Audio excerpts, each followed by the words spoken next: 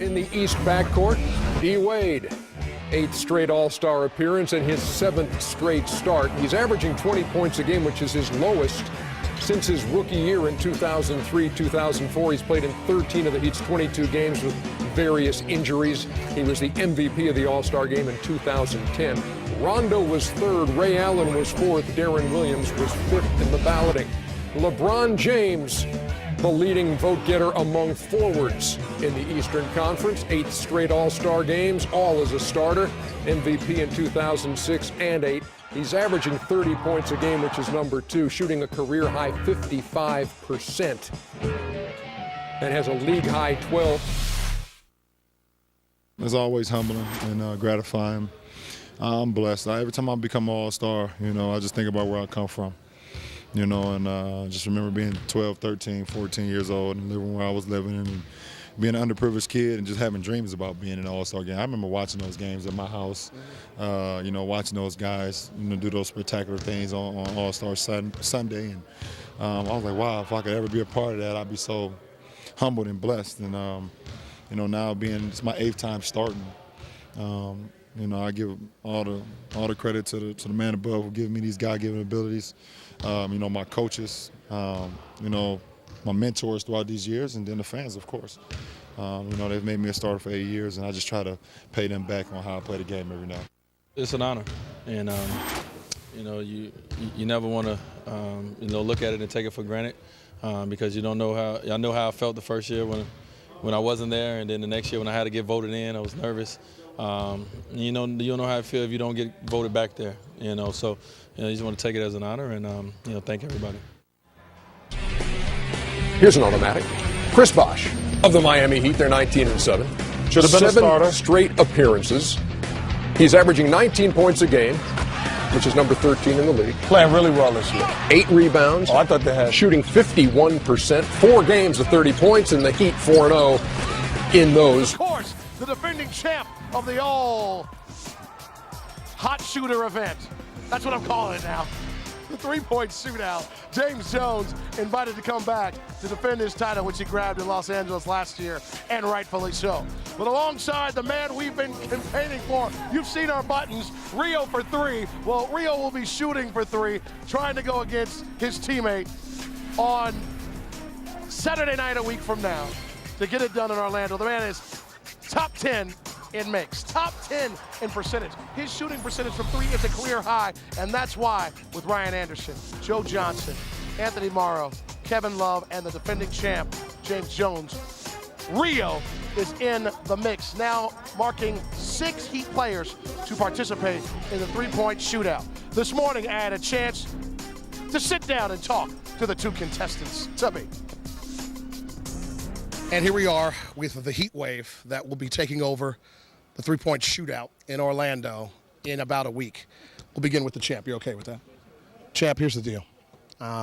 All any Heat fan wants is you and Rio back in the final, and then all bets are off. Are you okay with that scenario? Most definitely. I told Rio I'm looking forward to this challenge and this opportunity to go out here and have fun. And, it's a special time, All-Star weekend with our guys in the All-Star game. And with me and Rio competing in the 3-point contest. So I think it'll be fun, and it'll be a very memorable and special night if we're both in the final. So in the first round, you will legitimately be cheering for him? Oh, most definitely. Okay. I'm going to cheer for him all the way through. I've had some fun. I've had some success there, and to the best man win, and hopefully it's me. If not me, I hope it's Rio. Udonis was not as diplomatic, Rio. He said he's going with 305. If it comes to that, he's cheering for you in the first round, but it's going to be about Miami. I'm assuming you're okay with that because it's all about you shooting in that moment. Definitely. I'm sure you got to go with the hometown guy. I would too if I was from 305 and I was representing. I had a friend that was representing the 305. But, we both going out there represent our team. Our families going to go out there, have a lot of fun, and see what happens. What's the best way to describe how you responded when you found out officially you would be in the 3-point shootout? Happy. Without words. You did joy all over. Yeah, I really couldn't speak about it. I was happy, excited. Finally got an opportunity to be part of All-Star Weekend. I felt like that I should have been a part of it my rookie year, but I wasn't able to. So now I got my chance. Your Miami Heat broadcast team basically went hard, created an entire Rio for 3 campaign. Did we help you or hurt you in the end? What do you think? I think y'all helped me. Okay. I mean, I appreciate that. You know, go out there, represent, show you guys thank you. So who's winning? It's gonna be tough, you know. If I don't win, I hope JJ wins. I'm sure if JJ don't win, he hope I win. But either way, we're bringing that trophy back to the 305.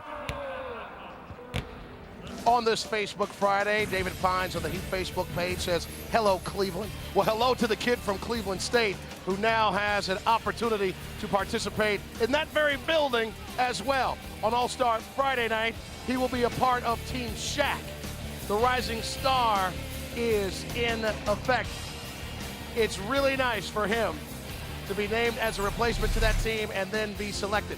The Team Shaq, Team Chuck, just in case you didn't catch it, the whole rookie-sophomore challenge concept was changed. They put all the guys in one pool. Last night, Shaq and Chuck went at it. They picked the guys.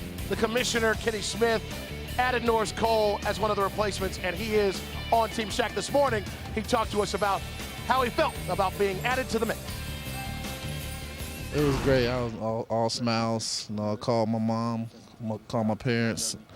You know, my coaches congratulated me and some of my Cleveland State teammates. So it was great. You know, D was the first one. You know, texted me. I seen this tweet and everything. So it was great to be able to go to All-Star Weekend. Is your expectations that as you all are rolling 6 deep to Orlando, that your other 5 teammates will be courtside Friday night cheering you on? Definitely. I'm expecting them to be there, to lend a supporting hand. With it being my first time there, to have that many of us down there, to be, you know, great people I can talk to, people I can lean on a little bit. We were talking in Orlando at the start of this trip when the original list came out about the possibilities, because as we looked at it together, there were guys that were injured, guys that have other responsibilities. Can you talk about how your emotions changed from Orlando to Cleveland with the change of information?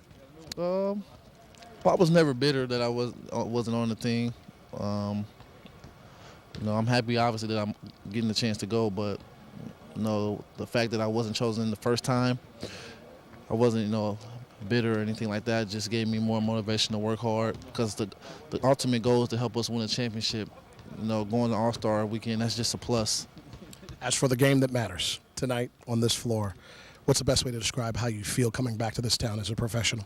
Oh man, I've been excited all week. Going to Indiana and being close to home, and then coming to Cleveland where I played for 4 years. I've been excited the whole week to see faces I haven't seen in a while. Faces I performed in front of for 4 years, so it's great. So add the man to the list. I think every day is covered. Norris on Friday, Rio and Double J on Saturday, and then you got your 3 All-Stars on Sunday. And yeah, I'm with Norris. All the big fellas, they need to be there Friday night cheering for the young fella.